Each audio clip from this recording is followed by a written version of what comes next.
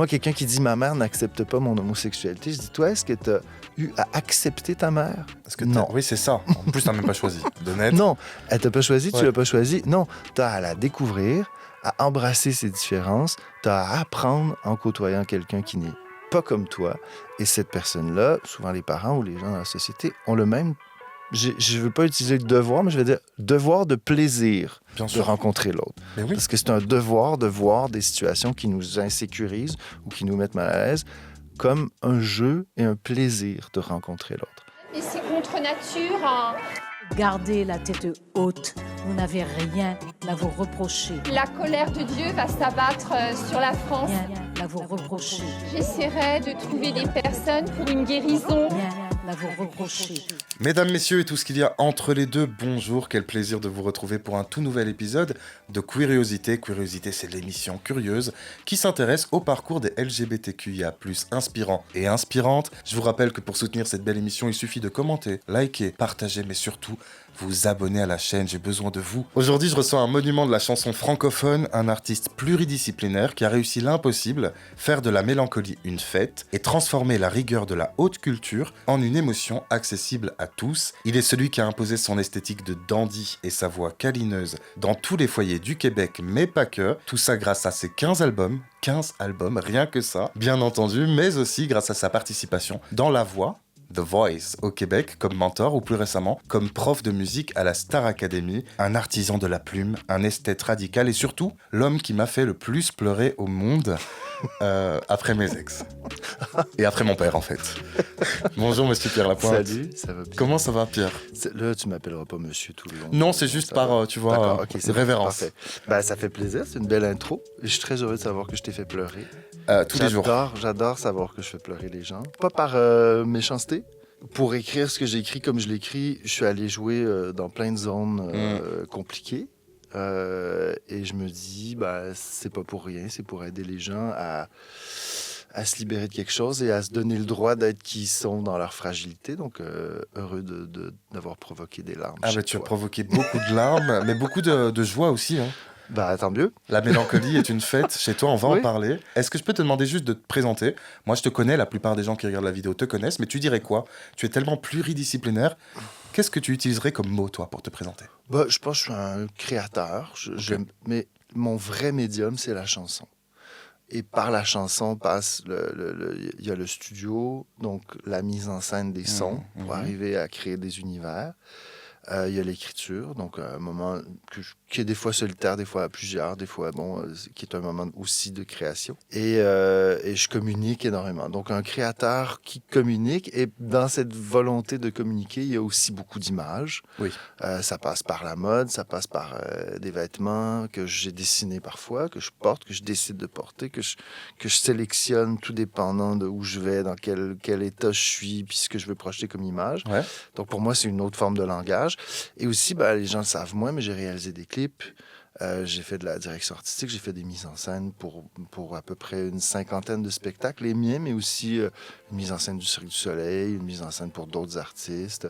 Je préfère des yeux, les voir sans les toucher, laisser les vents joyeux abîmer leur beauté. Le jour où sur la terre elles auront disparu, je sais, du moins j'espère que nous n'y serons plus. Je suis vraiment un créateur qui passe par la chanson pour finalement faire des milliards de trucs. Je dessine énormément, mais les gens ne savent pas non plus ça. J'ai jamais montré mes dessins. Ok. Donc, ça reste... Je fais de la déco aussi. C'est drôle parce que j'ai décoré des maisons. Des maisons? Sans avoir mis mon nom nulle part. Oh, waouh. Et on a fait des photos et ça a été diffusé. J'ai fait des fronts de magazines partout dans le monde de déco. Sans savoir que c'était toi? Personne ne sait que c'est moi. J'adore. C'est la première fois que je le dis, en fait. Ça me plaît beaucoup parce que... Mais j'aime bien dire créateur et puis c'est la chanson que je mets de l'avant. Mais c'est marrant que tu utilises le terme créateur. Pourquoi pas artiste? Oui, artiste aussi. Artiste aussi, ouais. Parce que dans ma tête, je crée des petits univers à chaque fois. Je crée des mondes. Donc, artiste, oui, ça peut être ça aussi. Artiste, il y a quelque chose d'un peu... Je suis artiste. Créateur, il y a quelque chose d'artisan. Pour moi, être créateur, ça englobe aussi le concepteur d'éclairage ou le menuisier ou le créateur de mode et le créateur d'œuvres d'art et le créateur d'ambiance et le créateur de musique. Je me vois vraiment comme un artisan. Voilà. Bah écoute, on va parler de tout ton parcours qui est un parcours très prolifique. Tu as sorti 15 albums, tu as eu beaucoup de collaborations, tu as fait beaucoup de choses. Juste avant de continuer l'entretien, j'ai une question à te poser. Je ne sais pas si tu auras une réponse à ça, mais pourquoi as-tu accepté l'invitation de Curiosité aujourd'hui ? Parce que je te suivais déjà. Oui, Je voyais ce que tu faisais. Tu as très bon goût. Et j'ai parlé pour la première fois du fait que j'étais...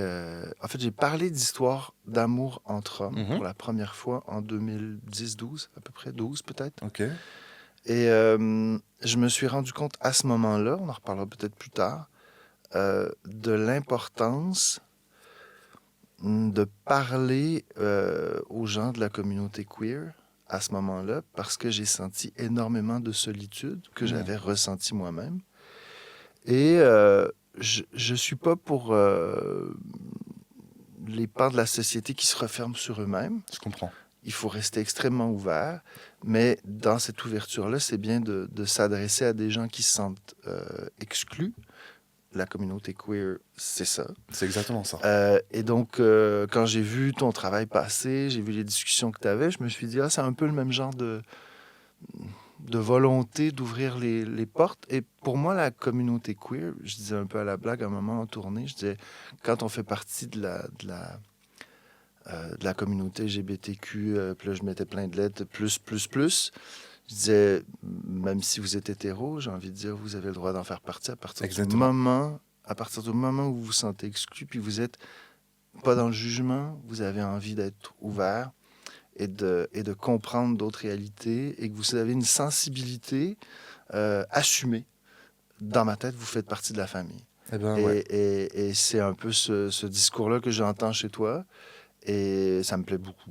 Tant mieux. Moi, ce qui me plaît, c'est que tu sois là et on va justement aborder toutes ces questions, ton parcours aussi, ton parcours identitaire, la place que tu laisses aux questions queer. Et on passe tout de suite à la première rubrique de l'émission, c'est l'heure du placard. Papa, maman, j'ai quelque chose à vous annoncer. Pierre. Oui. Là, dans le placard, le concept est simple, c'est de parler de coming out, mais aussi de parler de ta place de queer dans l'industrie musicale. Moi, ce qui m'intéresse, c'est de savoir à partir de quand tu t'es dit... Donc, tu parlais de 2010-2012. 2012, ouais. Est-ce qu'il t'a fallu quelques années pour oser le dire ? Est-ce que tu avais des doutes ? Est-ce que tu avais peur de le dire ? À une époque, oui. Au début, oui. Parce qu'autour de moi, on me disait de pas le dire. Faudrait que j'ai des discussions avec ces gens-là. C'était compliqué à l'époque de gérer un artiste queer dans la tête des gens autour. Maintenant, moi, j'étais très à l'aise. J'ai fait mon coming out, j'avais 14 ans. OK. Mais j'irai pas dans les détails mais ça s'est très mal passé. D'accord. Très, très mal passé. Et donc, j'ai vécu un traumatisme de ça, donc j'ai appris à fermer ma gueule, en fait. Mais j'étais extrêmement, moi, seul avec moi-même, très à l'aise, et j'avais des copains, j'avais des amoureux, mes amis autour, tout le monde le savait, on faisait des blagues là-dessus. C'était très libre, mais en dehors du réseau d'amis proches, c'était très compliqué. Donc, je l'ai toujours raconté, mais il faut savoir que quand j'ai commencé à écrire des chansons, mes textes, c'était comme de la poésie vaporeuse, en fait. C'est comme ça que j'appelais ça. Donc, il y avait souvent pas de refrain, pas de couplet. Même moi, je faisais de l'écriture un peu automatique.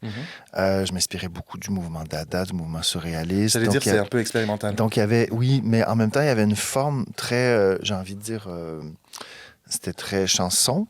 Mais ce que je disais, parce que ma théorie, c'était que j'étais trop jeune, j'avais pas assez vécu de choses et j'étais pas encore capable de mettre des mots. Donc, je me disais, fais comme un peintre qui comprend sa matière avant de faire de la peinture réaliste, c'est-à-dire jouer avec tes pinceaux puis ta peinture pour comprendre c'est quoi ton outil. Et si tu réussis à émouvoir les gens en étant abstrait, le jour où tu vas commencer à mettre du concret et du réalisme dans tes chansons, les gens vont mourir d'émotion. Oui. Et c'est exactement ça que je voulais. Donc, je me suis donné le temps, même d'un point de vue de créateur, justement, comme un artisan, de comprendre la matière que j'avais entre les mains. Donc, pour moi, ça allait d'évoquer l'amour entre hommes ou l'homosexualité ou la différence de façon très suggérée sans la mettre front, parce que ça correspondait aussi à là où j'étais par rapport à ma capacité de mettre des mots sur ce que je ressentais. Et à la fin de la vingtaine, j'ai pu commencer à mettre du concret, même par rapport au...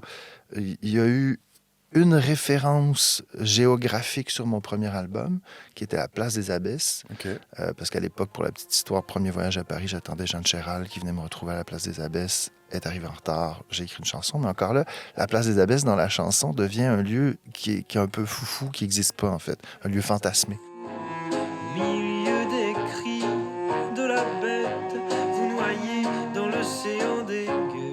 Comme un cœur caché sous la graisse, au rendez-vous place des abbesses. Les pigeons font semblant de sourire avant de nous déféquer déçus.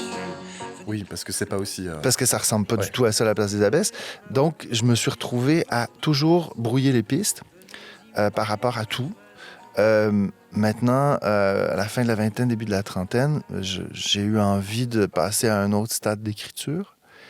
Et ça a correspondu à un moment où je passais beaucoup de temps en France. Et il y a eu la magnifique Manif pour tous. Ah, 2013 2012-13, dans ce ouais, bout-là. c'est ça, ouais.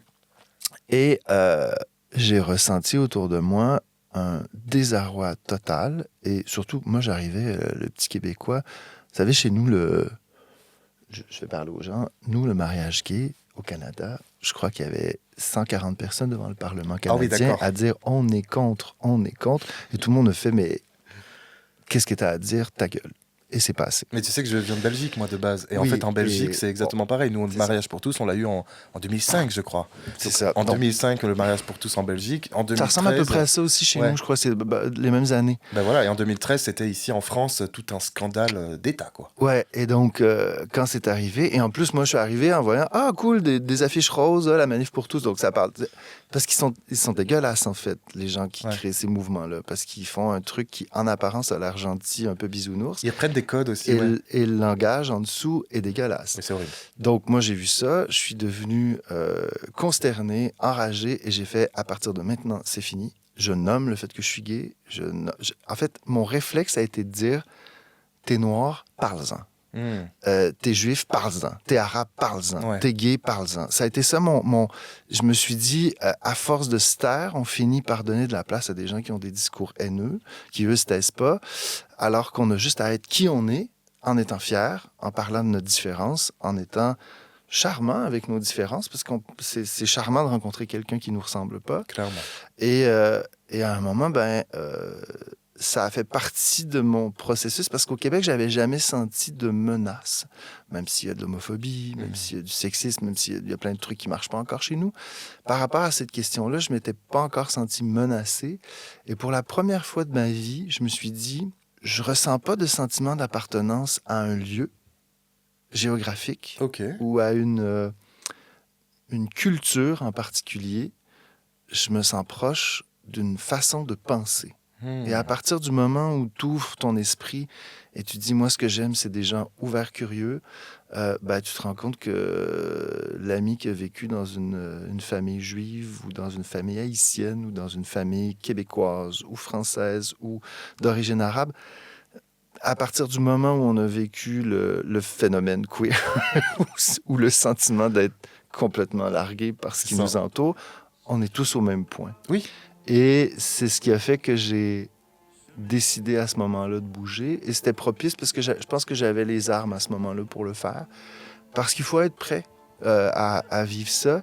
Mais je me souviens d'avoir ressenti un grand, grand vertige à la sortie de l'album, du premier album où je parlais clairement d'amour entre hommes et où c'était beaucoup plus affirmé. Que tu te retrouves seul à te demander si les dieux t'en veulent.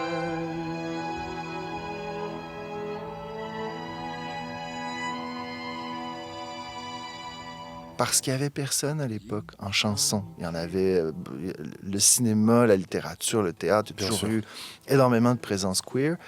La mode aussi, dans tous les médiums. Maintenant, en chanson, je cherchais... Bon, c'est sûr, il y avait la fameuse chanson d'Aznavour, comme ils disent. Comme ils disent, que tu as Maintenant, moi, reprise. que j'ai reprise. J'habite seul avec maman dans un très vieil appartement. rue Sarrazate. J'ai pour me tenir compagnie une tortue de Canaries et une chatte. Par volonté de faire vivre ce patrimoine-là, qui était très, très... c'était extraordinaire de faire ça à cette époque-là. Mais ça me parle pas. Moi, j'ai jamais eu envie de m'habiller en femme. Puis je trouvais ça assez triste de voir que, je veux dire, le mec dans la chanson, comme ils disent, il est seul et il va être seul toute sa vie. Et non seulement ça, il vit de l'intimidation dans sa propre ville, puis il se fait croire que ça y fait rien. Donc, je veux dire, c'est vraiment c'est un super film. Cette chanson-là, c'est un film. Aznavour avait ce don-là. Aznavour, il faisait des films, il faisait Exactement. des mini-films en chanson. Maintenant, c'est extrêmement triste et ça ressemble pas à ma vie. Donc, je me suis dit, il faut que j'amène ça doucement et puis que je décrive ce que moi je vis, qui est très doux, qui est très beau, qui est très respectueux, qui est très fier. Mais j'ai ressenti un vertige. Il n'y avait pas Eddie de Pretto, il n'y avait pas Pomme, il n'y avait pas Safia Nolin, il n'y avait pas Angèle, il n'y avait pas... C'est vrai qu'aujourd'hui, on a beaucoup plus Il de y en a beaucoup, représentation. même en humour. En humour, il y en a plein qui sont sortis, même en sport, dans certains sports. Là on a la fameuse série canadienne qui est en train de tout détruire avec les deux beaux acteurs qui se roulent des pelles tout le long. Heated Reverie. Le hockey, là où ils font du Le hockey. hockey, ouais. Je l'ai pas encore vu. Donc, il y a ça qui commence à peut-être ouvrir les esprits. Moi, j'aime bien parce que j'ai plein d'amies femmes qui ont crié à table quand j'ai mangé avec elles après qu'elles aient vu la série. « Je veux être un homme gay! » Parce qu'elles ont vu des scènes de cul entre mecs un peu chaudes, juste érotico c'est pas forcément dans la vraie vie comme ça. Oui, c'est ça. Et là, elles étaient comme « Mais waouh! » Puis je pense qu'elles se mettent toutes à regarder de la porn gay, chose qu'elles faisaient pas avant. Puis je suis comme « Mais oui, les filles! » Ben oui, on est beaux. Il faut regarder de la porn gay. Mais je me dis, les esprits sont de plus en plus ouverts. Ça me rassure, mais quand je l'ai fait, j'avais un petit vertige. Pierre, est-ce que tu penses que le fait d'être un homme gay, un artiste gay, un créateur gay, ouvertement, t'es desservi ou t'es servi? Je sais pas. Parce qu'autour de moi, j'entendrai jamais les vraies réponses. Je pense les gens autour de moi, ils sont très ouverts, ils sont très gentils et ils voient pas la différence. En fait, ils voient cette différence-là comme un plus et ils sont très heureux de ça. Maintenant, je sais pas, à l'extérieur de mon circuit de gens qui pensent comme moi, hétéro et gay, qu'importe leur façon de se définir. Donc, je sais pas. Il y a des fois, je me demande, mais le problème, c'est que ce que je fais à la base sort un peu des sentiers battus. Je suis un peu... Bon, le dernier album s'appelle 10 chansons démodées pour ceux qui ont le cœur abîmé. J'ai moi-même accolé le mot de démodé parce que je suis le premier à réaliser, je veux dire, ce qui marche en ce moment sur les radios, c'est la musique urbaine, le hip-hop et la pop, la K-pop. C'est pas de la chanson. Donc, tu sais, je pourrais dire, ça marche pas assez à mon goût parce que je suis queer, puis c'est un milieu de macho. Mais je pense que c'est juste parce qu'au départ... mon travail. Et puis, c'est drôle, j'ai fait un album qui s'appelle Punkt, qui est le premier album, d'ailleurs, où j'ai commencé à parler d'histoire d'amour entre hommes. C'est là où ça s'est passé. On va sûrement en parler plus tard dans l'émission. Bon, alors, cet album-là, quand je l'ai sorti, je me suis dit, il faut que je réfléchisse sur la pop. Il faut que je me demande qu'est-ce que c'est la pop. Donc, le début de l'album, c'est une mélodie qui est une sorte de pastiche de l'émission Sesame Street des années 70. J'ai réfléchi, je me suis dit, le thème le plus pop de l'humanité, c'est pas l'amour, c'est la mort. Donc, j'ai fait une chanson sur une femme qui tuait ses enfants, puis qui s'enlevait la vie après, sur un trip de SM qui vire mal, et puis une femme qui meurt attachée à un piano. Donc, tu sais, je me suis vraiment interrogé là-dessus. Elle avait déposé sur la table quelques objets. Une poupée de nacre, un vieux disque et un couperet. Une lettre entourée d'un cœur tracé à la craie. Elle avait réussi à écrire son secret. Puis à la fin, j'ai fait « Voici mon œuvre pop ». Puis je l'ai réécouté, j'ai dit « Mais c'est tout sauf pop, ce truc-là. Juste pop comme Takashi Murakami ou Jeff Koons. » Donc on est déjà dans des trucs très référentiels, assez pointus. Donc j'ai réalisé que finalement, au-delà du fait que je sois gay ou que je parle d'histoire d'amour, des fois entre une femme et un homme, comme je l'ai fait avec Clara Luciani sur Qu'est-ce qu'on y peut. Quand deux corps se rencontrent, font leurs aveux, que l'on soit pour ou contre, au fond, qu'est-ce qu'on y peut? Ou des fois en deux hommes, ou des fois on s'en fout.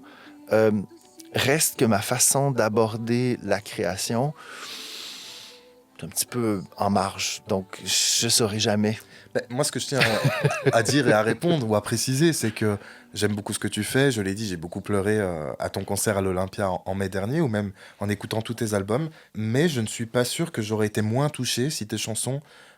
si tu avais été hétéro, en fait. Oui. Donc, et je pense que ce que j'aime, c'est qu'il y a beaucoup c'est que j'aborde la question avec le naturel qu'il faut avoir dans la vie, là, c'est-à-dire comme je le vis dans la vie de tous les jours.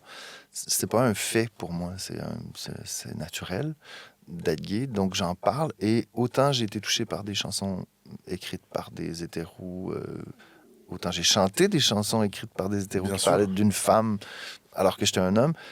Tout ça, ça reste des émotions, en fait. C'est l'universel. Ça me touche, c'est universel. Oui. Ouais, puis je trouve ça bien quand quand je vois des hommes hétéros puis qui me disent j'ai été touché sans même se poser la question, en fait.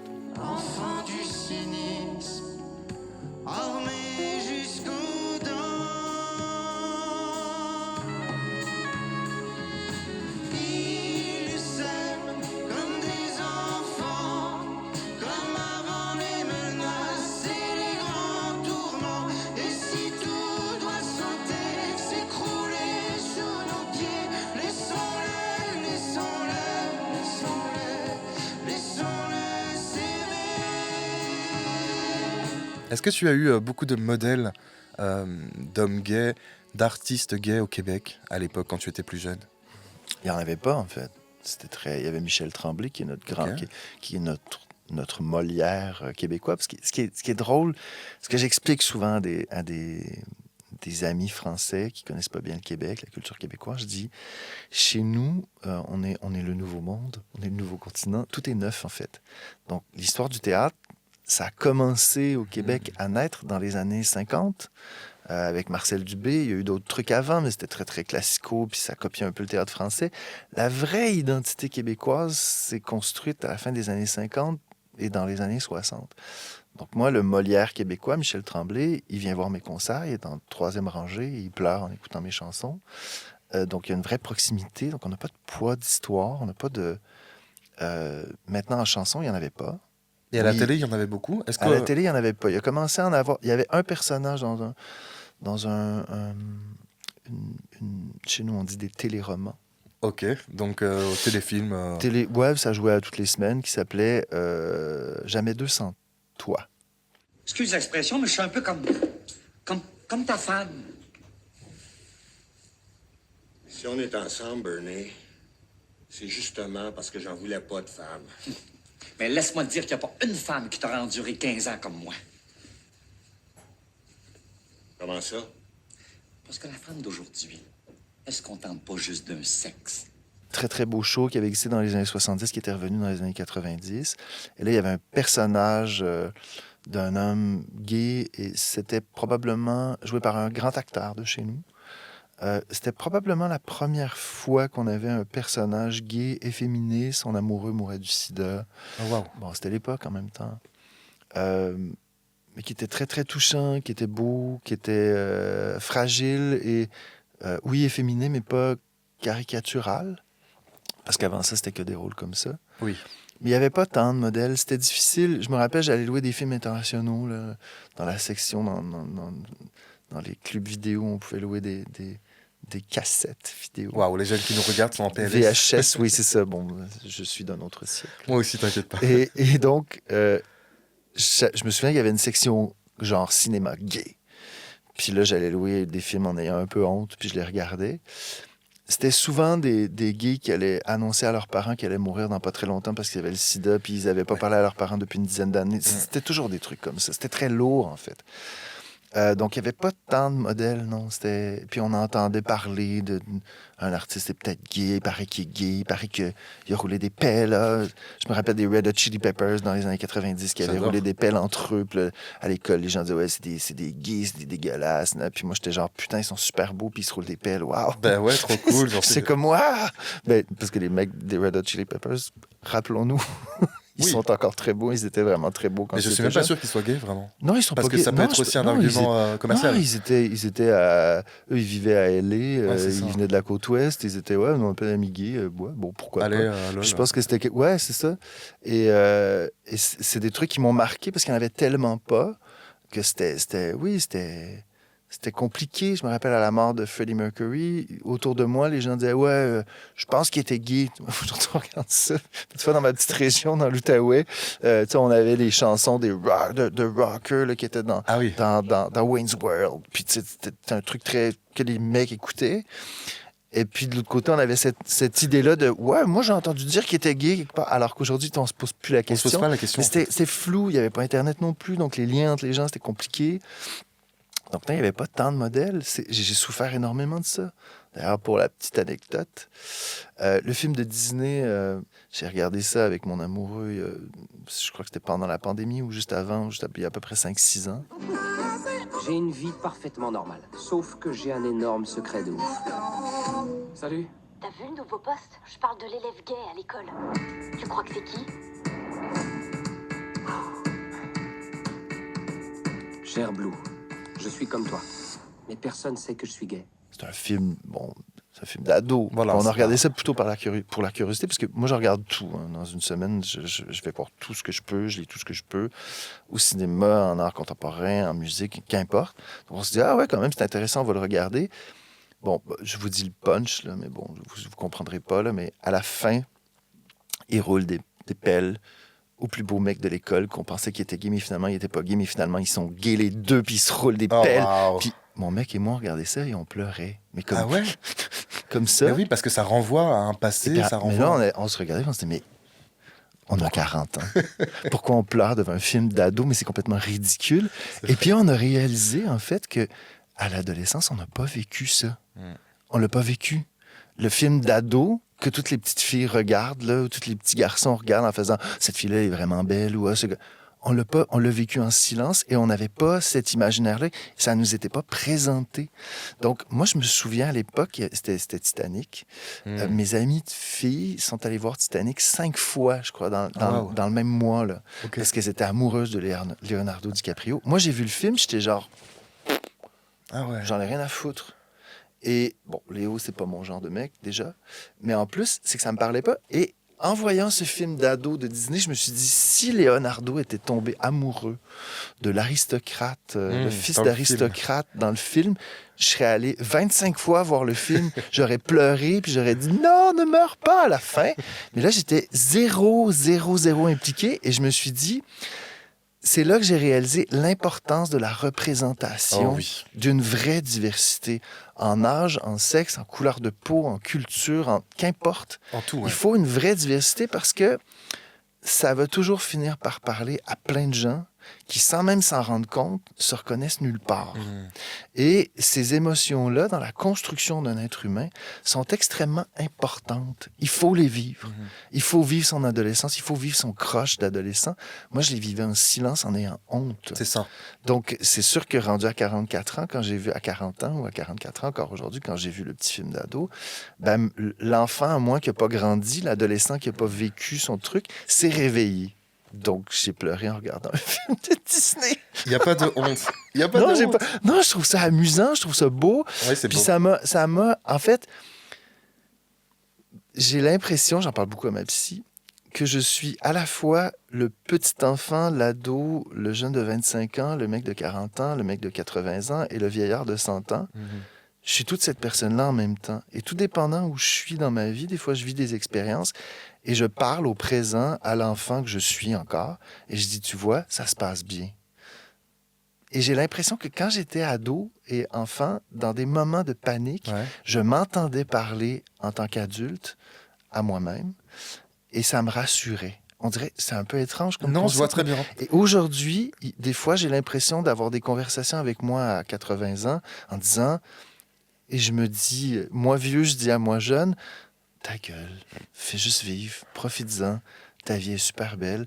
Et plus tard, tu vas repenser aux années que tu vis en ce moment en étant super nostalgique, en étant fier d'avoir vécu ça. Tu as peut-être beaucoup d'espoir et de et de C'est une reconnaissance. forme- Oui, pour ce que je vis là. Et en vivant des moments comme ça, on dirait que j'ai apaisé le jeune ado de 14 ans qui était complètement perdu, en fait, en voyant ce film. bah, Mais- c'est- Merci, Disney. Merci Disney. C'est vraiment très beau ce que tu dis sur l'apaisement. Et on va justement parler de tes chansons qui m'ont beaucoup apaisé. C'est dur à la liaison, qui m'ont beaucoup apaisé. Beaucoup apaisé, tu peux ne pas faire la liaison. Qui aussi. m'ont beaucoup apaisé. Apaisé. Voilà. On passe tout de suite au moulin à paroles. Pierre, ici, juste en face de toi, il y a un moulin. Ah, c'est pour ça que Et c'est oui, bien. c'est un moulin. Tu peux tourner si tu veux. Je tourne. Voilà, tu tournes.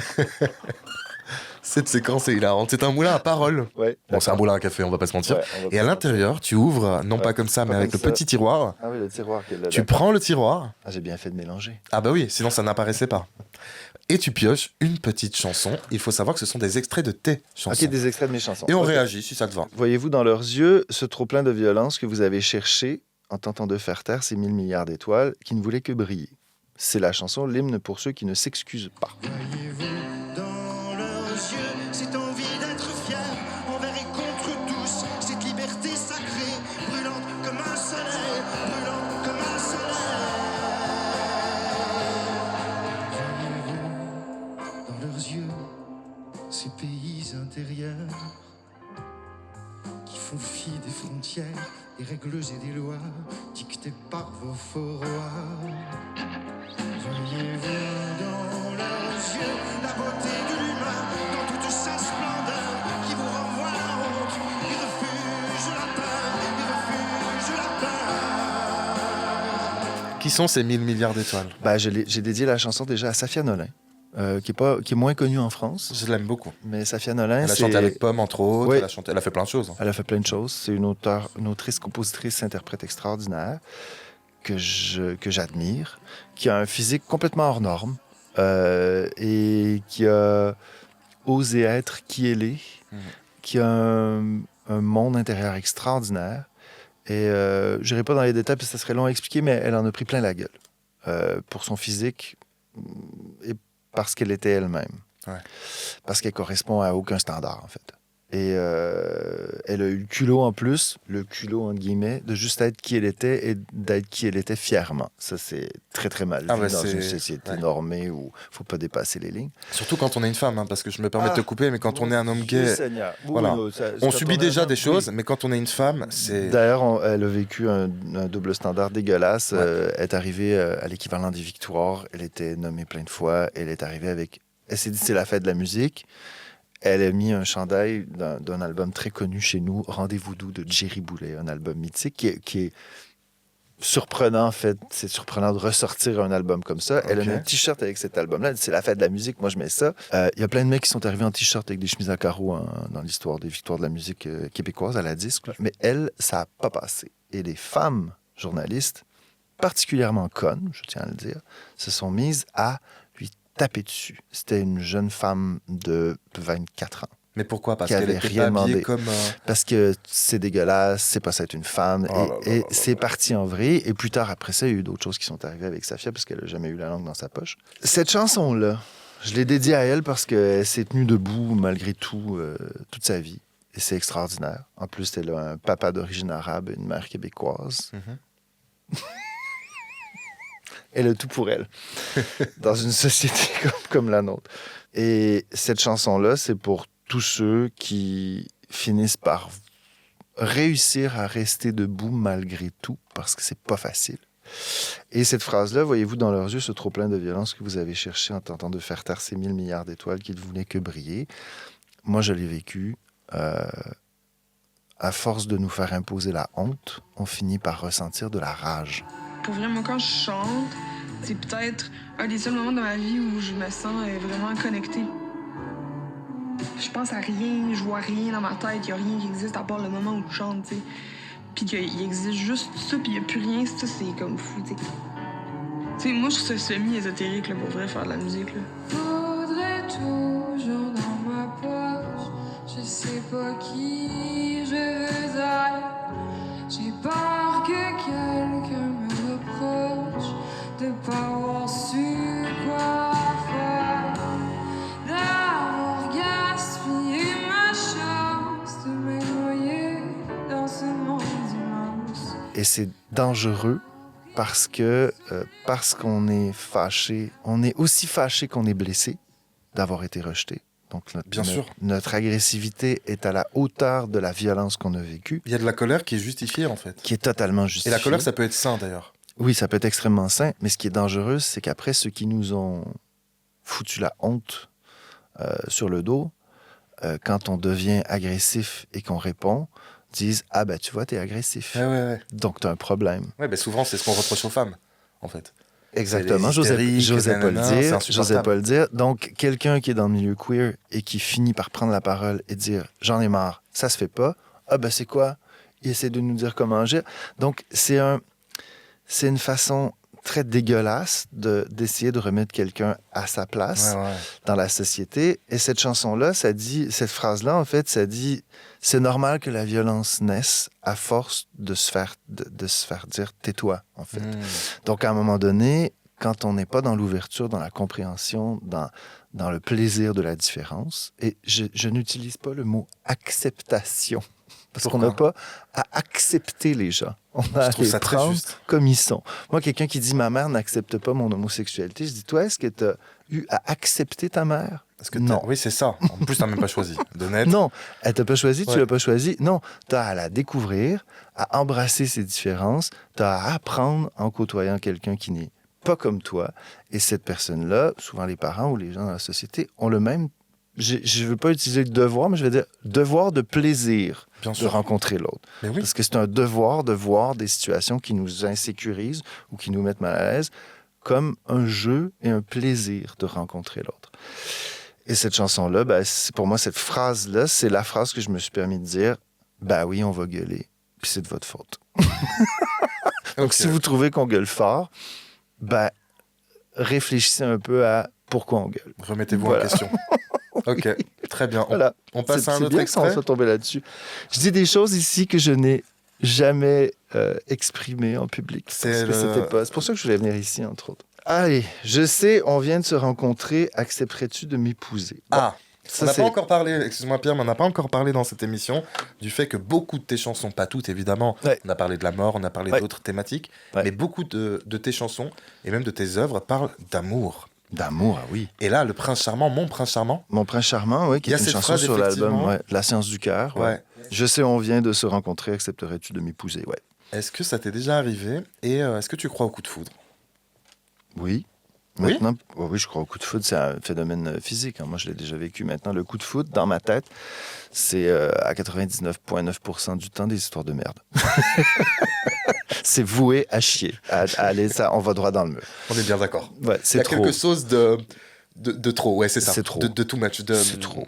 De trop intense. De trop intense. Puis, je pense que la personne qui vit le coup de foudre, je sais pas, peut-être que le coup de foudre se peut d'être deux côtés, mais je trouve que c'est trop intense et ça place l'autre dans une position de force qui est malsaine. Je suis désolé, la caméra, je vais regarder. Tu peux regarder là, celle-là. Je suis désolé, mais la vie, c'est assez banal, en fait. Donc, tout ce qui est trop extraordinaire et qui nous donne trop d'énergie et qui nous met dans un état de folie, ça ne durera pas. Bon, je l'ai dit, je suis désolé. Ça s'estompe vite. On a parlé toute la nuit avec des phrases, des assorties. J'ai encore tant de choses à te dire. Peut-être aurais-je mieux fait de te fuir. J'aurais voulu cacher mes larmes, mais vive la vie, vive les drames. Sais-tu à quel point tu me plais? J'espère qu'on ne se lâchera jamais.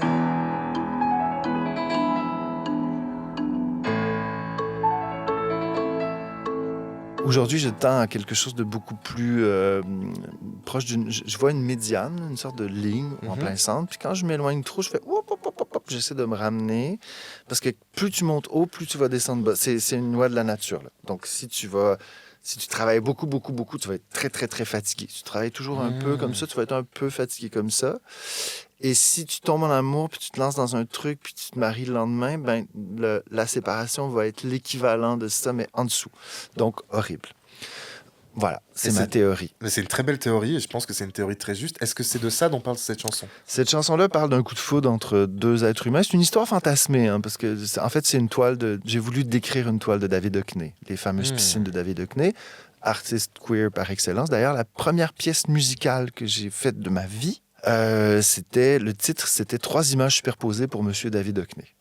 Ok. Et donc, je l'ai fait en concert à quelques reprises pendant une tournée. En fait, ma pianiste de l'époque, la pianiste qui m'accompagnait, jouait cette pièce-là. Et donc, j'ai voulu refaire un clin d'œil à David Hockney. Dans cette chanson, il y a une référence à Bowie qui vient de mourir la veille. On est dans une piscine californienne. Je dis que le mec que je viens de rencontrer, il ressemble à une toile de David Hockney. Bon, il y a plein de références queer. Et à la fin, je dis je veux t'épouser. C'était mélangé à un coup de foudre que j'étais en train j'ai envie de dire, d'épuiser, que je vivais à ce moment-là, qui s'épuisait doucement. Qui m'a épuisé aussi. Mais c'était, oui, c'était un clin d'œil à ça, mais c'est vraiment un fantasme. Okay. C'est vraiment une belle image. Et il y a quelque chose dans la mélodie qui est très musique brésilienne aussi. Et donc, oui, c'est plein de références. Voilà. Trop cool. On prend un 3e extrait? Allez hop. Non, mais attends, je vais... Ah, il faut tourner. Bon, faut savoir que ça change absolument rien au niveau des papiers, mais je trouve que l'image est belle. Alors, je ne pense qu'à te revoir à genoux nus devant moi. Ouais. Ah, ben voilà. C'est la chanson Nue devant moi, qui est une très très belle chanson. Elle est magnifique. Ouais. Mais justement, pourquoi je suis très fier de cette chanson. Ah ouais? Plus que d'autres? Oui, parce que je décris un acte sexuel. On s'entend. Oui, et c'est justement ce que je voulais... Enfin, moi, je veux pas qu'on discute de tes pratiques, je m'en fous. Non, mais, bon, tout le monde s'est fait faire une pipe, et puis tout le monde, dans une vie, tout le monde qui a une vie sexuelle. Non, mais effectivement, en fait, tu parles parfois de sexualité dans tes chansons, et c'est ce qui, moi, m'a interpellé. Je me suis dit, waouh! Et pour moi, il y a quelque chose dans la sexualité ou la tendresse, parce qu'on voit la sexualité, pénétration, truc. Ouais. Pour moi, c'est plein de choses aussi. Puis c'est beau. J'ai eu la chance d'être en couple longtemps jeune. Ma première relation a duré 6 ans. Très belle relation. Un mec extrêmement gentil, profondément gentil, brillant, avec qui j'ai eu une super belle histoire d'amour. Ouais. Donc, à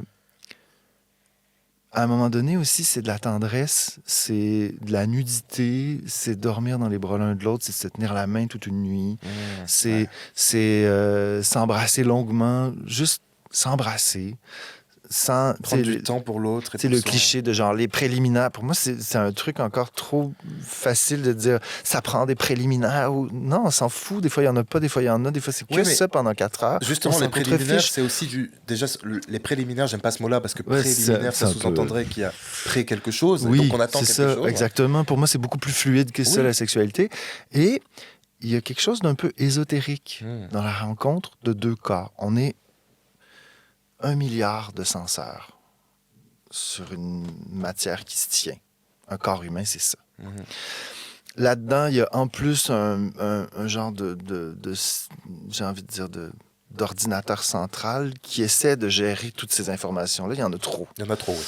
Puis bon, donc, ce qu'on fait quand on est bien avec quelqu'un, c'est que dans la douceur et dans le calme et dans la tendresse ou dans le mouvement...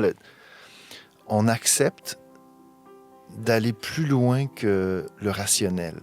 Donc, pour moi, il y a une communication presque ésotérique. Je ne sais pas pourquoi ce soir, mais je ne pense qu'à te revoir à genoux, nu devant moi. Est-ce la pression du noir ou les démons des territoires entre nous? Au fond, je m'en fous. Dans cette chanson-là, je parle d'un mec qui s'ennuie de ça avec son ex et qui dit à son ex « Je te dirai pas que je t'aime, je te jure. » Mais est-ce qu'on peut vivre simplement, encore une fois, ce moment d'abandon-là ensemble? Qui est une communion entre 2 humains, ou 3, ou 4, ou 5, qu'importe, mais qui est un moment de communion. Et quand je dis je veux juste te revoir à genoux devant moi, oui, ça sous-entend une forme de pratique sexuelle, mais c'est aussi une communion entre deux êtres. Et pour moi, dans cette chanson, ce qui est beau, c'est que ça pourrait être vu comme un acte de soumission, mais c'est pas du tout ça. C'est décrit comme un moment de communion. Et je parle aussi des odeurs. Oui. Le pouvoir des odeurs dans un... Moi, j'ai écrit cette chanson-là, pas en parlant de moi, mais c'est parce qu'à l'époque, j'étais amoureux, j'étais en relation avec un mec d'une grande douceur, d'une grande gentillesse, d'une grande intelligence. Et moi, j'avais jamais eu d'histoire avec des ex à l'époque. Moi, quand c'était fini, c'était fini. OK. Et lui, il avait une histoire in and out avec son ex. Et j'ai dit, comment ça s'est passé? Comment tu as vécu ça? Il m'a dit, j'ai vécu un grand traumatisme le jour où on n'était plus ensemble. Et je suis allé redormir chez lui. Et dans ses draps, c'était pas son odeur. C'était l'odeur d'un autre mec. L'odeur. Et là, j'ai fait, mais c'est vrai, parce que je me suis rappelé à ce moment-là que chaque amour que j'avais eu avait une odeur. Et je me suis dit, on sous-estime ce pouvoir magique-là de retrouver quelqu'un. Et c'est drôle parce que moi, j'ai eu une histoire intense pendant quelques temps avec un mec et un acteur. Et à un moment donné, il fallait que je tourne dans un clip. Il fallait que je roule des pelles à un mec. Et je lui ai écrit, je dis, écoute, est-ce que tu veux venir, plusieurs années après, 10, 12 ans après, je dis, est-ce que tu veux venir tourner? Puis je t'avertis, ça se peut qu'on se roule des pelles, ça fait partie du scénario. Tu t'es dit que vous seriez plus à l'aise. Oui, puis je me suis dit, le mec... Bon. Et quand il est arrivé, ça faisait des années qu'on se recroisait, mais sans retomber dans quelque chose de charnel. Et là, avec des caméras, on est maquillés. On n'est pas du tout dans un truc c'était pas sexuel du tout. Là. Je me suis approché de lui, j'ai roulé des pelles, et là, tous les souvenirs sont revenus. Comme ça, puis j'ai fait oh mon Dieu, ben oui, c'est son odeur. Ben oui, c'est vrai. Et c'est très, très. Ça fait partie de l'aventure humaine de réaliser ces choses-là et d'être amusé et de faire comme waouh, OK, c'est fort quand même, les sens humains. Donc, cette chanson-là parle de tout ça. Et ça peut être chanté par un homme à une femme aussi. Hein. C'est pas juste entre deux hommes. Bien sûr. Et puis, ça pourrait être aussi une femme qui chante ça à son mec, parce que le mec, il peut très bien décider de se mettre à genoux. Oui, de se mettre à genoux devant elle. Donc, dans ma tête, mais c'est cette volonté de décrire de façon tout à fait normale et banale une scène d'intimité, de partage, en fait. Ben écoute, je pourrais parler avec toi parce qu'en plus, dans ce moulin, il y a d'autres paroles. On n'a pas le temps. Voilà. Oui, okay. Donc, je propose qu'on avance, mais j'invite toutes les personnes qui regardent la vidéo à aller écouter, évidemment, les chansons de Pierre Lapointe, les 15 albums. Il y a d'autres chansons, par exemple, Les Enfants du Diable. Mais oui. Ben, est-ce que tu peux me dire un mot sur Les Enfants du Diable? Bon, Les Enfants du Diable, c'est une référence et à Jean Cocteau, avec ses dessins érotiques, et à Jean Genet aussi. J'ai vu la fameuse scène du film où il y a un prisonnier qui souffle de la fumée. C'est extraordinaire. Et dans Les Enfants du Diable, là, ça fait longtemps que je ne l'ai pas écouté. Déjà, c'est une chanson que j'ai faite. La musique est signée par Michel Robidoux, qui est un des grands compositeurs de chez nous, qui nous a quittés il y a quelques années, qui a écrit, si j'ai une chanson à dire, il faut aller écouter cette chanson-là, Le chat du Café des artistes. Quand on est mort, c'est qu'on est mort.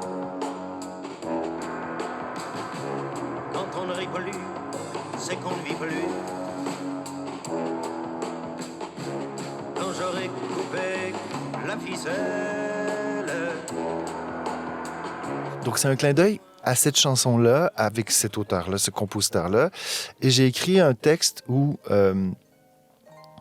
une île où les hommes rejetés, ostracisés, finissent par se retrouver pour être qui ils sont. Et Les Enfants du Diable, c'est un peu l'époque où on était décrits comme des invertis. Les enfants du diable habitent sous le sable, sur une île inventée, entre deux rives éloignées. Les enfants du diable y vont pour exhiber leurs rêves empoisonnés, leurs frustrations empilées. Les enfants du diable, par des jours agréables, gorgent leurs verges de sang et s'enculent en chantant. Donc là, on est d'accord que tu parles des queers, des hommes gays, parce qu'à un moment, carrément. Tu dis même ils s'enculent en riant, en chantant, avec des voix d'enfants en plus, ce qui est encore plus troublant. Puis quand je parle de la voix d'enfant, c'est juste que pour moi, comme je disais tout à l'heure, quand on n'a pas le droit d'être qui on est en étant enfant, adolescent, on reste un enfant blessé toute notre vie. Donc, quand on finit par vivre notre sexualité, il n'y a aucune référence à la pédophilie ici, là, je précise. Bien sûr, ouais. Mais on reste très vulnérable. Ce qui fait que dans la communauté queer, surtout chez les hommes, comme il y a des phases qui n'ont pas pu être vécues, je pense qu'il y a beaucoup de de consommation de sexualité, puis il y a une façon de vivre une sexualité souvent où il y a une forme de violence qui s'impose. Juste un exemple que j'ai un grand ami de quelques années de plus que moi, il a fait son coming out, il a expliqué à ses parents qu'il était gay, et à un moment donné, à table avec sa mère, elle disait, bon, alors quand est-ce que tu vas nous ramener une copine? Il disait, maman, je suis gay. Puis là, elle disait, oui, mais quand même, tu pourrais avoir une copine, tu vas pas avoir des... Puis il dit, la première chose que je faisais en sortant de chez mes parents, c'est que la semaine d'après, j'allais au sauna tous les soirs, puis je baisais comme un dingue, parce qu'il dit, j'avais l'impression à cette époque-là que c'était ma façon d'être vivant. Donc, je peux pas exister dans ma famille, donc je vais aller au sauna, puis je vais exister en tant que gay comme jamais dans ma vie. Donc, c'est tout à fait normal. À un moment donné, il faut équilibrer. Le cerveau passe son temps à essayer de compenser, puis trouver une façon de trouver l'équilibre entre ce qu'on nous impose puis ce qu'on ressent.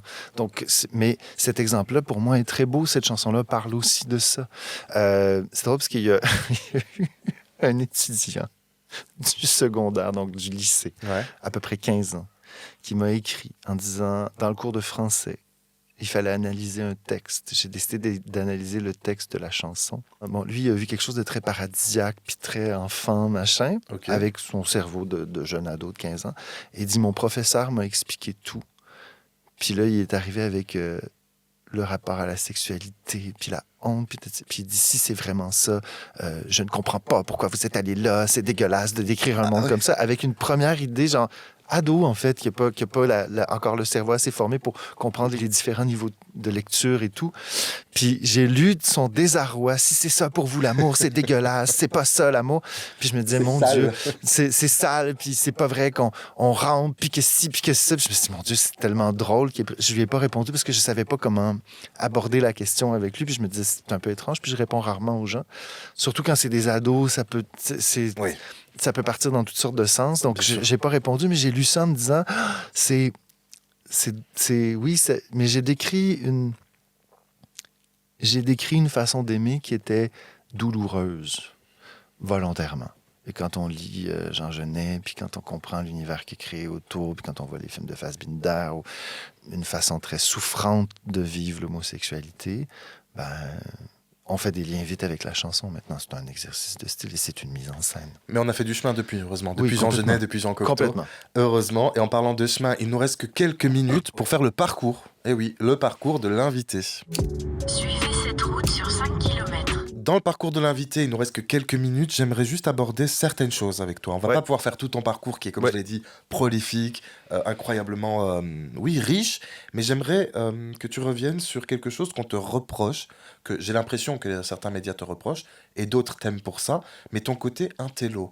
Pourquoi je dis ça? Parce que tout à l'heure, tu parlais de pop, de tout ce qui est populaire, et tu m'as effectivement cité des noms d'artistes que j'aime d'amour, qui sont certes populaires, mais déjà effectivement un peu arty, tu vois? Qu'est-ce qui est populaire pour toi? En quoi tes chansons sont populaires? Je me questionne beaucoup là-dessus. Je sais pas, en fait. Je pense que mon approche de la chanson reste accessible.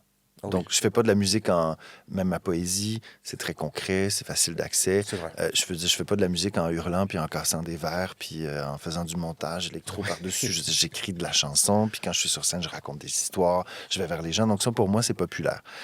Maintenant, en effet, je réalise avec le temps que j'ai dans mon bagage intellectuel, dans mon imaginaire personnel, il y a beaucoup de références qui, pour moi, sont totalement naturelles, qui finissent par être pointues. Maintenant, si on pense, par exemple, à une pièce, un exemple que je donne souvent, les Gymnopédies d'Éric Satie, quand ça a été joué la première fois, tout le monde se levait en hurlant, puis sortait de la salle, puis c'était un surréaliste, puis il était vu comme un fou. Puis moi, quand j'étais ado, presque 100 ans plus tard, un peu moins,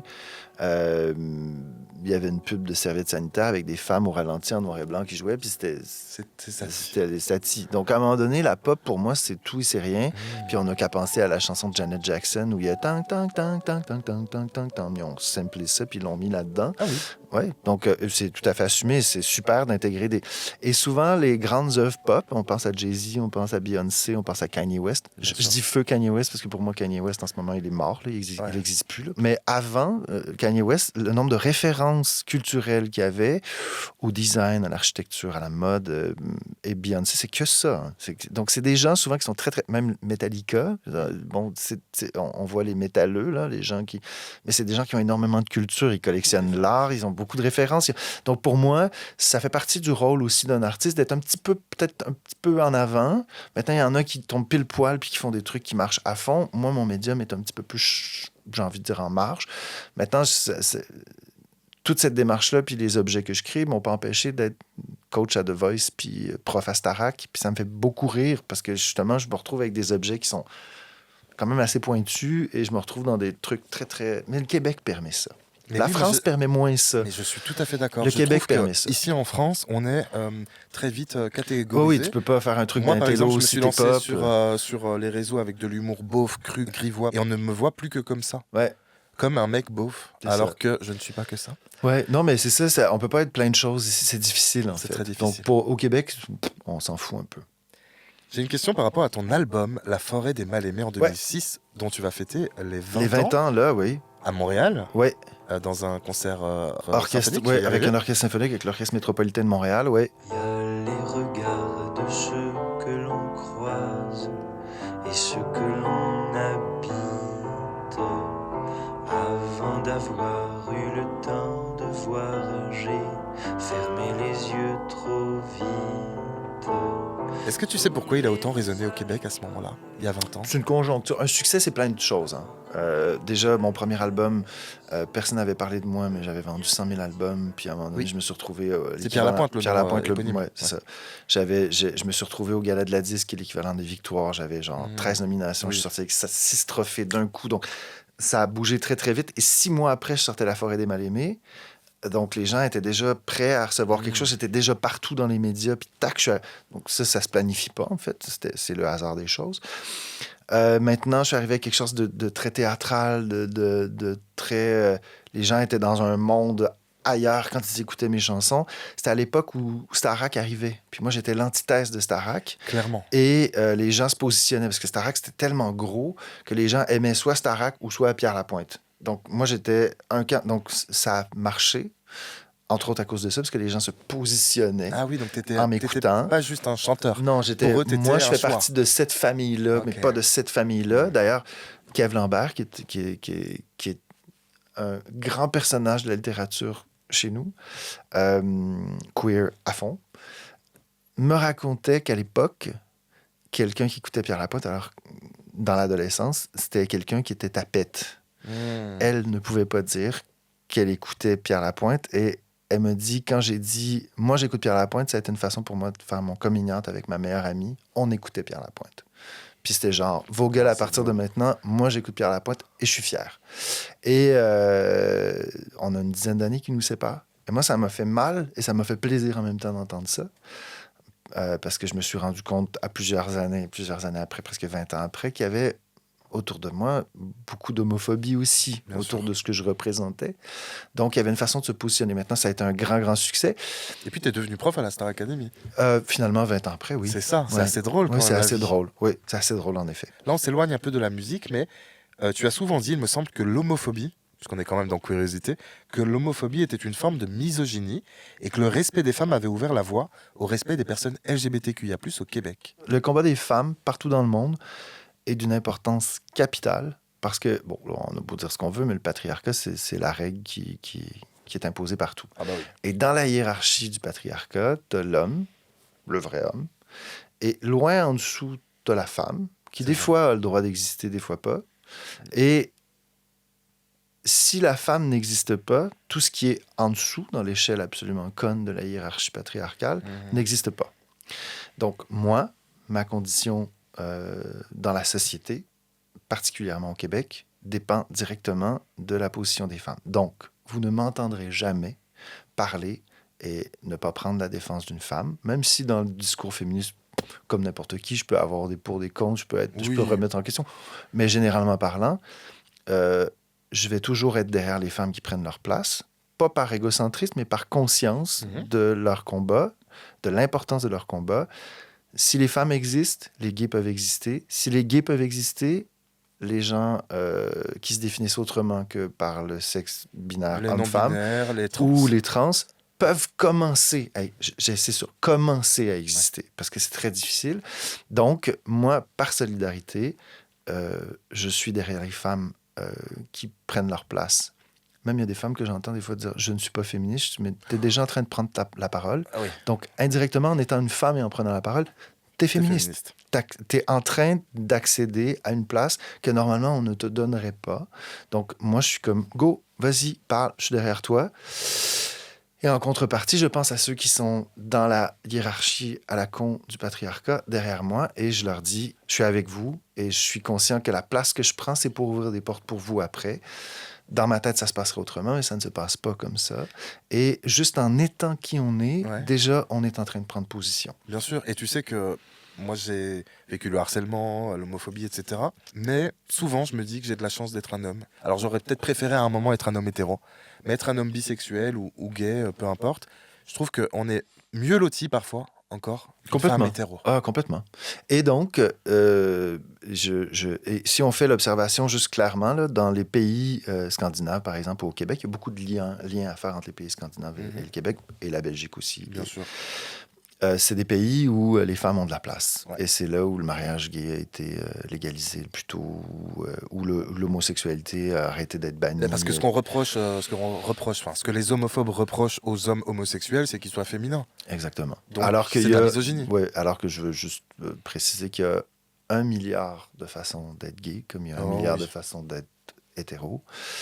Et il y a des façons d'être gay qui sont très, très masculines. Donc, c'est pour ça que tout le discours masculiniste, moi, je suis genre, mais... Ils n'ont pas compris. Non, parce que moi, j'ai des amis hétéros qui sont très féminins. Puis j'essaie d'expliquer à un moment donné, j'avais une conversation avec un homme hétéro qui était avec la même femme depuis toujours. Puis il disait, « Ah, mais tu sais, c'est une femme, donc elle est comme ça. » Donc, à un moment, j'ai juste fait... Et juste te dire, moi, j'ai eu toutes sortes d'amoureux dans ma vie. Ouais. Et des fois, j'étais plus masculin que mon amoureux du moment. Des fois, j'étais plus féminin que lui. Des fois, j'avais des comportements qu'on aurait associés quelque chose de féminin ou masculin. À un moment donné, je me suis rendu compte que c'était vraiment n'importe quoi. Donc, je lui ai dit, tu joues au hockey, t'aurais pu avoir une femme sportive meilleure que toi, qui est championne olympique, qui aime pas faire la vaisselle et qui aime pas faire le ménage et qui veut pas d'enfants. Et toi, t'aurais été plus féminin dans le couple. Tu aurais été avec une femme, et cette femme-là aurait pu être très, très féminine, belle, avec des beaux seins, un corps de feu. Et c'est elle qui t'aurait... Maintenant, cet homme-là n'est pas allé vers une femme comme ça. Ben, évidemment. Comme par hasard. Évidemment que les hommes qui ont comme ça une sorte d'éducation patriarcale qui perpétue vont vers les personnes. Donc, à un moment donné, tu finis par te dire, ben oui, je pense que ta construction, elle est beaucoup plus complexe que ce que même tu es capable de voir. Donc, non, cette femme-là n'est pas comme ça parce qu'elle est une femme. Elle est comme ça parce qu'elle est comme ça. Voilà. J'ai une toute dernière question. Je sais qu'on est à la bourre de 5 minutes, mais je m'en fous. Ouais. Dernière question. Qu'est-ce que tu dirais si tu avais un conseil à donner à un artiste, un jeune artiste ou une jeune artiste, qu'il ou elle soit queer ou pas d'ailleurs, mais quel conseil tu lui donnerais pour se lancer dans la musique? Toi qui as une carrière, comme je l'ai dit, danse. Bah déjà, je peux pas parler à des jeunes en ayant un regard vraiment lucide parce que déjà les 20 ans qui me séparent de la jeune vingtaine font que je suis un peu largué. J'ai cette conscience-là de l'écart d'âge. Tu travailles avec des jeunes, hein? Je travaille avec énormément de jeunes. Je sais que tu as fait un duo avec Voyou.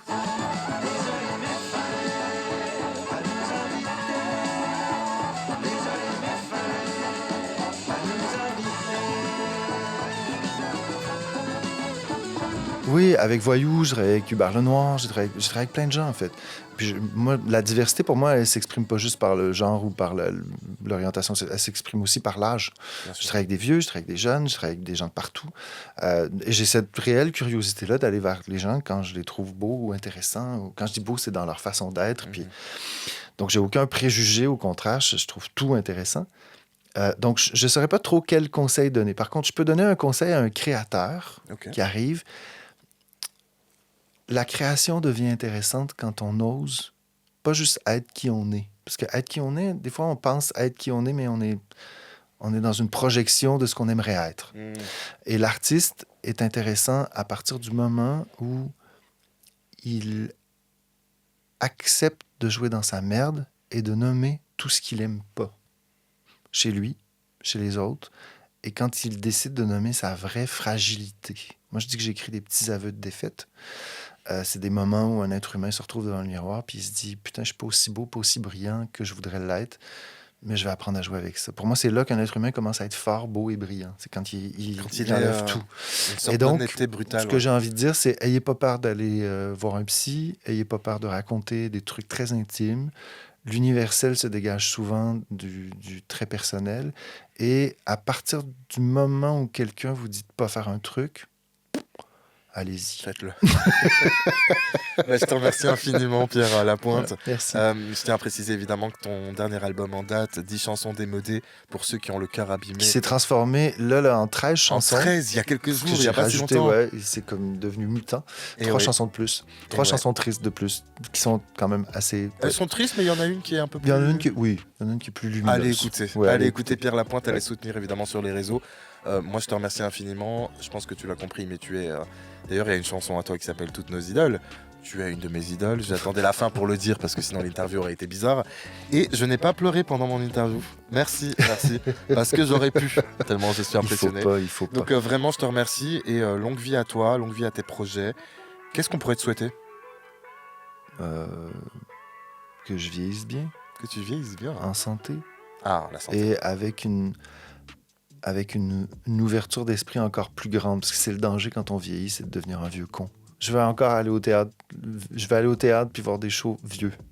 Puis voir des expos. Puis je veux continuer à faire ça longtemps parce que ça, des fois, je me fais chier, hein, comme tout le monde. Oui, bon. Mais j'aime bien l'idée de rester dans cette dynamique-là de mouvement. Mais je te souhaite d'être le plus beau, le plus fort et surtout le plus et le moins ouvert con. d'esprit. Et le moins con. Et le moins con. N'oubliez pas, en parlant d'ouverture d'esprit, n'oubliez surtout pas déjà de vous abonner à ma chaîne, mais n'oubliez pas que l'ouverture d'esprit n'est pas une fracture du crâne. Moi, je te remercie, Pierre, et merci à toi. À très vite. Gardez la tête haute, vous n'avez rien à vous reprocher. La colère de Dieu va s'abattre sur la France. Rien à vous reprocher. J'essaierai de trouver des personnes pour une guérison. Rien à vous reprocher.